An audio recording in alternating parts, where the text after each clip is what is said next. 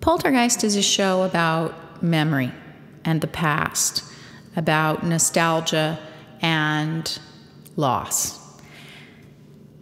It's about personal experience with that. It's also about looking at the cultural experience with that, and it's about looking at how we explore that in myth, religion, the history of art, all different kinds of things. The way I structured the show was around personal memory, and I used literal architectural quotes from the home that I grew up in, and you enter the show through my parents' actual front doors.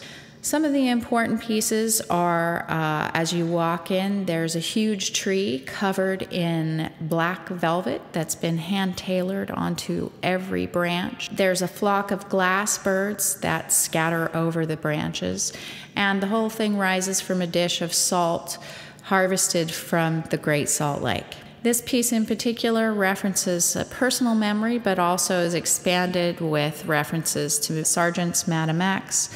The name of the show is Poltergeist, and it references the Germanic tradition of exorcising ghosts, but it also references the 1980s cult classic movie by Steven Spielberg. So there are meant to be multiple layers and multiple memories and time periods.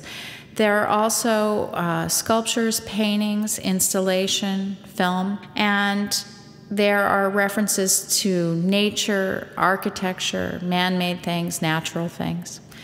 There are paintings throughout the show that are built on memories from my childhood, my adolescence, and from my current life in Los Angeles. There is a large structure with a painting in the center of the room that has a painting on a wall that has a pitched angle at the top of it and a banister running around the bottom of it. It's about the 70s, it's about before and after that time.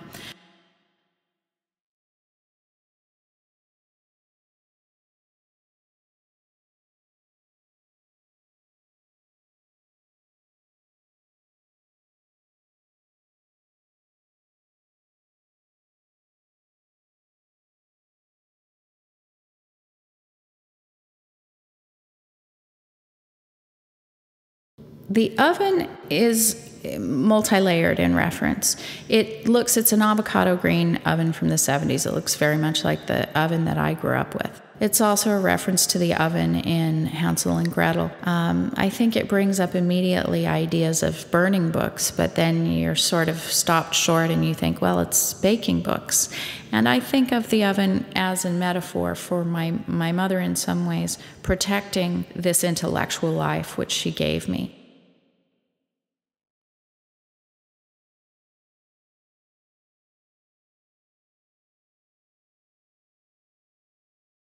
The grouping around the outside is based on a memory of my sister-in-law's house, who used to babysit me, and she lived in a small house on a property that had a larger farmhouse on it, and this was sort of the help's house.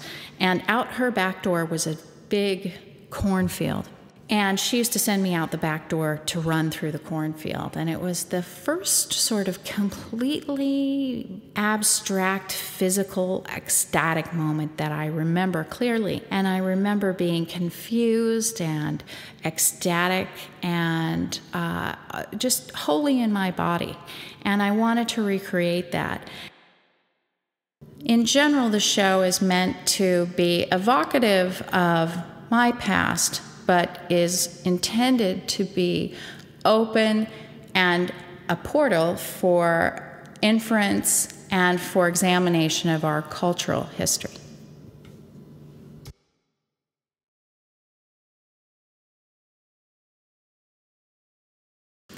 If you go in the very back room, there is a number of piano key pieces that are they're extended from a number of paintings that I've done about the piano and then have been transformed into this other medium.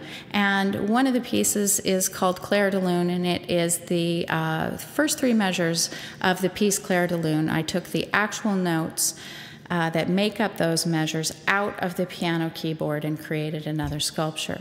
There's also another painting in the back that, although it doesn't have figures, is all about human relationships.